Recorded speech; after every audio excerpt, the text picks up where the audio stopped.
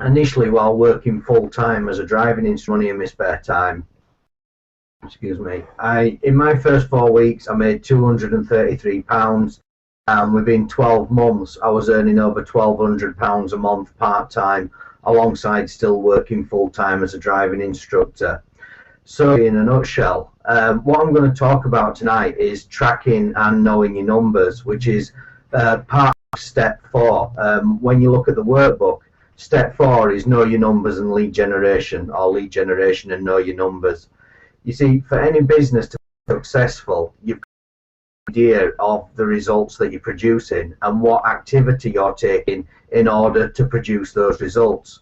Because if you keep taking the wrong activity and producing the wrong results and you don't look at it, then nothing's going to set the alarm bells ringing to say, look, you're doing something wrong, we need to have a look at what you're doing and maybe change your actions if we're wanting to change the results. So tonight's training is mainly for the people who are sponsoring, who are building a business, but it can also be, what's the word I'm looking for? It can also be tailored to the retail side of the business. So when I'm going through the figures and explaining how to track your business, I'll also try and show you as well. Okay guys, so tracking and ratios. Now I'll just give you a brief explanation why this skill is really important. You see, when I first started in Clean Easy, I was told by Neil, I was by Abby, that you need to track your business, you need to know what figures you're producing. It starts with retail. You need to know how many catalogs you're putting out. Not only do you need to know how many catalogs you're putting out, but you need to know how many you actually got back, and then from those that you got back, how many people ordered. From the orders, how many orders did you pick, how many customers created your overall order, because what this does actually gives you ratios. So to briefly explain that on the retail side of the business, we know that on average 1 in 10 people order, so it's around about 10% of people order. So we know that you need to be delivering 200 to 300 catalogs a week in order to get your 20 customers a week. We also know that the average spend is £12.50 per customer, so that's why we can say with certainty that when you get 20 customers a week, you will be doing on average £250 of orders in a week. That's why we can say that you will do £1,000 of orders in a month, as long as you put the numbers in place. You see, nothing in this business is left to chance. It is a numbers game. It's however many times you roll that dice will produce a certain amount of double sixes. And it doesn't matter who rolls the dice, it doesn't matter which part of the country they live in, or what the economy is like where they live, or anything like that. None of these factors affect anything. It's how many times do you roll the dice. So it's how many times do you put out the catalogs, how many leads do you generate, how many people do you speak to, how often do you speak to them, that's going to determine the results of your business. Okay? So why I didn't used to track, because everything was guesswork. I just guessed I was doing the right amount of lead generation. I guessed I was bringing in the right amount of people. I hoped for the best. It was very much a fingers crossed, let's hope this works. When people ask me, when are you going to be gold, or when are you going to be 10 active wide, or things like that, I used to just pull figures out of the sky. I used to just randomly pull suggestions and ideas on what I thought people wanted to say, what I'd heard other people say, and I was just repeating what I'd heard people say, but I never really understood how they'd come to those results. I set unrealistic goals. Somebody at some point, if you decide that you want to build this business and go for gold, will say to you, when are you going to be gold? And most people, because they expect it to be 3 to 6 months, which it is, will just say, oh, they'll give a figure in 3 months' time, or they'll give a figure in 6 months' time, but they've no idea how they're actually going to get there. It's just that other people say that, so they just repeat it. I didn't know what, when, or how I was going to do it, and I went round and round in circles purely because I didn't track my business. You see, by tracking your business, it gives accountability, all right? And by tracking your business, it shows what you've actually done that week. By recording how many catalogs you've actually put out, you can turn around to someone and say, I've done 200 catalogs this week, rather than I think I've done about 200 catalogs this week. Because quite often people feel that they've actually done more than what they actually have. So unless you actually count the activity that you've done, then everything is left to guesswork. So by recording it, you know exactly what you have done. By tracking it, you also haven't done. Because if you set a goal to deliver 300 to 400 catalogs, or 500 or 600 catalogs a week, or post so many adverts a week on Facebook, or join so many groups a week, if you don't actually track that and write down what you've actually done, then you won't even know how much you haven't done, if that makes sense.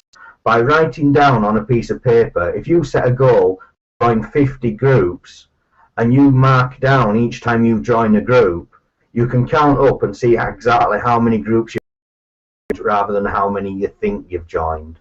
So it shows you not only what you've done, but it shows you what you haven't done. It also shows you you're strong. Okay, there's areas in this business. Margaret mentioned tracking her diet.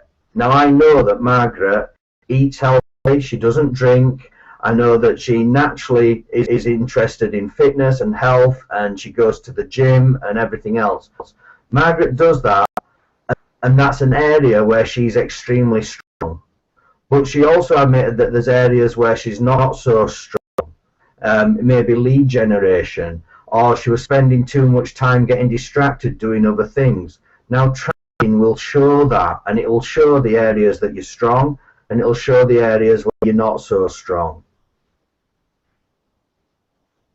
As I say, it also shows where you need to improve.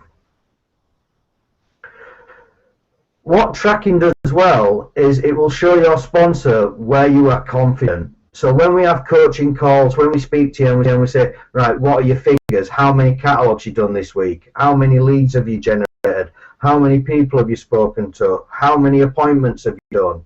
It gives your sponsor a good indication as to where you need help and support. It shows them where you're strong, but it also shows them where you need help and support.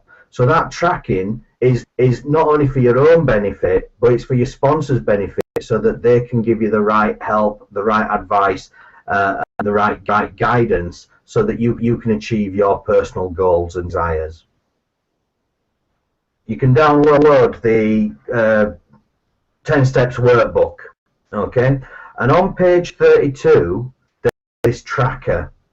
And I have these printed out, and they're on my desk right now. And all I do is each day, I mark down what leads came in.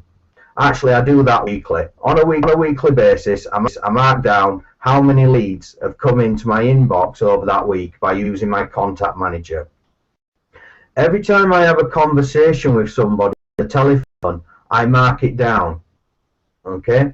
And that's a good conversation. That's not somebody that says, oh, can you ring me back? I'm not able to talk right now. That's somebody that I actually have a conversation with about why they responded to the advert and what they're looking for. I also mark down every single person who says, no, I'm not interested. I don't want to do Clean Easy. I'm not interested in Clean Easy. Or people that I say, no, I'm not interested in you. Okay? Because believe it or not, I do turn people down who I don't think would be suited to this business, or I don't think I would be able to help and support. I record how many appointments I book, and I also record how many I attend. Now, what isn't on this slide is every time I book an appointment, I put a bar gate, like you can see there, but every time I attend it, I put a little cross through the line so that I know that that appointment was actually attended, because you do get people that don't show. So you might book 20 appointments a week, but you might actually only attend 10. And I also record how many people joined and how active I am end of each week? How many active wide? That's people frontline that's turning over in excess of £300 in a 4-week period. The figure in the top line where it says target, that is the goal for the week. Okay, so the goal is to generate 100 leads that week. The goal is to have 75 conversations that week. The goal is to speak to 50 people that say, get 50 responses that say no, they're not interested. The goal is to have 20 appointments. The goal is to sign 2 people in, and the goal is to be 10 active wide. Okay, and there the PSG to be 9,500. PSG is personal sales group. That will become more apparent to people as you get growing your business. And the team turnover of £56,000. Okay, and that's page 32 in your workbooks, and you can print that out and have that on your desk and use it on a daily, weekly basis, which will help you track your figures when you're building a business. You can do something similar for catalogs and Facebook, I'm sure. There's also a period tracker. Okay, so what was your retail in period 1? How many leads did you generate in the whole of period 1? How many calls did you make in period 1? How many follow-ups? How many appointments? How many people joined? And how active and your team turnover.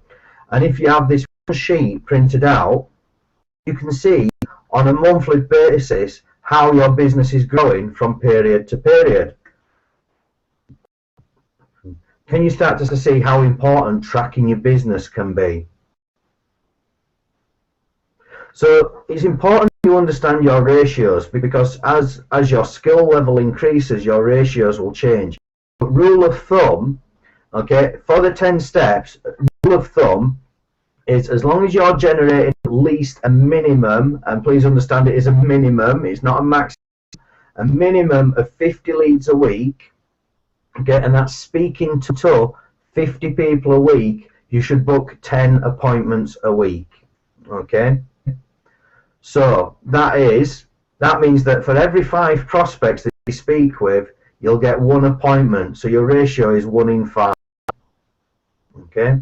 So for every 5 prospects you speak with, you get 1 appointment, so the ratio there is 1 in 5.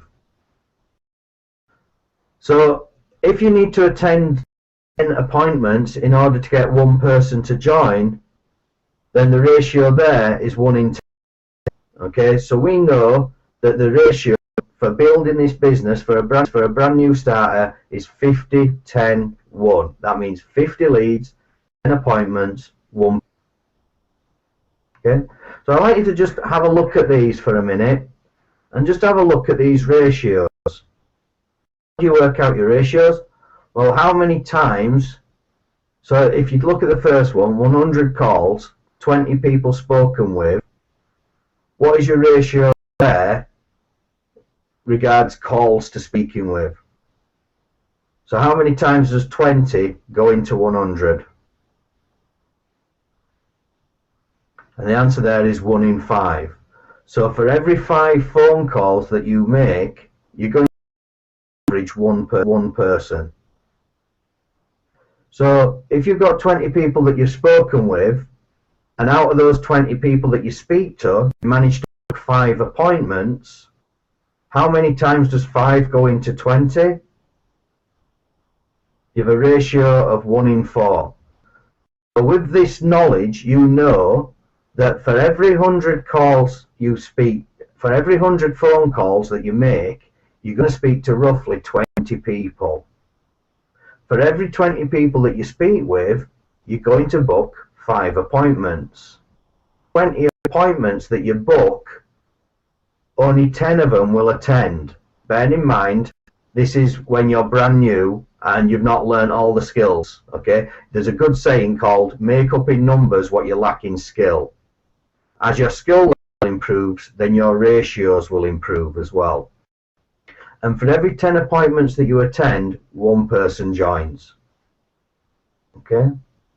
So armed with that information, how many calls would you have to make a week to get your 10 appointments? Okay.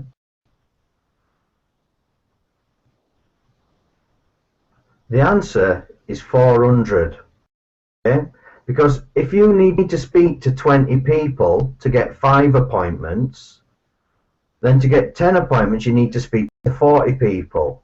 To 40 people, if you make 100 calls just to speak to 20, you need to make 200 calls to speak to 40. Okay, so I did work that out. I've confused myself here somewhere, but basically it works out about having to ring. If you're only getting 50 leads a week and you need to phone 400 times, then you may need to phone each lead up times. You see, what a lot of people do is they only phone each lead. Okay, and then if they don't answer, they often don't go back to them.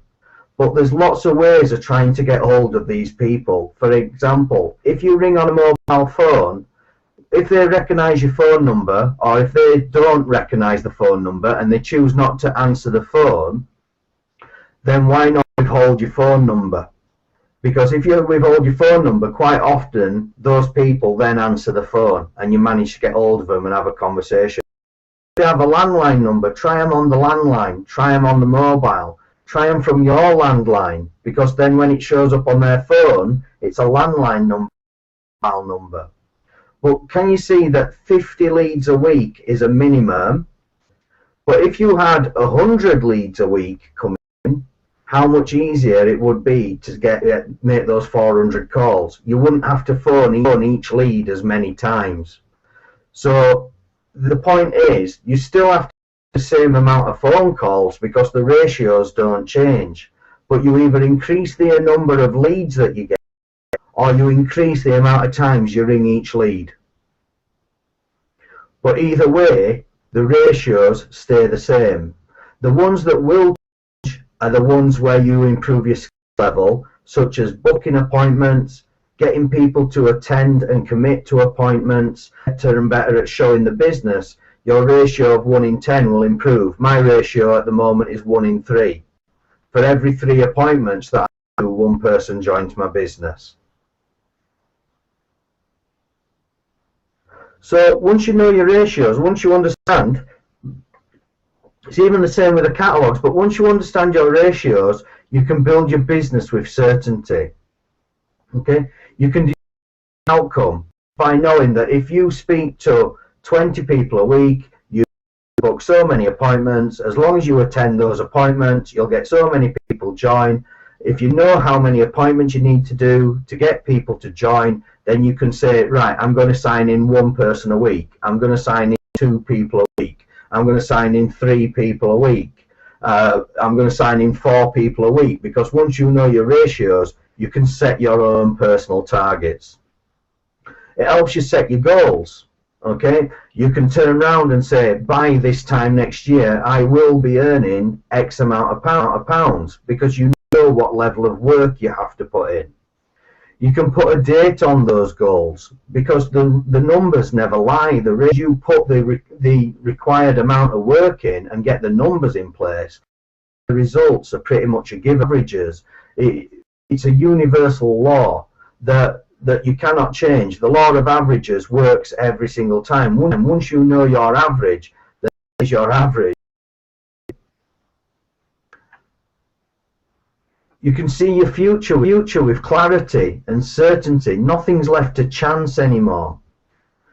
For example, if you're retailing and you know that you get on average 50p a catalogue, then you know that if you're around £50 in orders. If you put out 400 catalogues, you're going to get £200 in orders. If you put out 1,000 catalogues, you're going to get £500 in orders.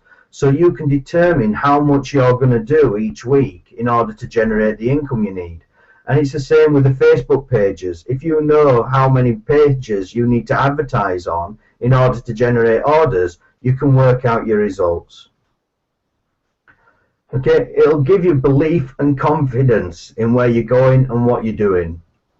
So we teach you to track, because every successful business on the planet knows their numbers, right? And you can't manage what you don't measure. All right, if you don't have a clue what your statistics are, what your ratios are, how can you control whether your business is growing or reducing in size? Okay, it's whether you're going positively or negatively. You can only tell that if you're actually tracking and recording your business. So look at those trackers on page 32 in the workbook, print them out, put them on your desk, and if you need help tracking your catalog figures or your Facebook figures, then speak to your sponsor and they'll help you with that. So now go out and work out your future. All right, guys, thank you very much.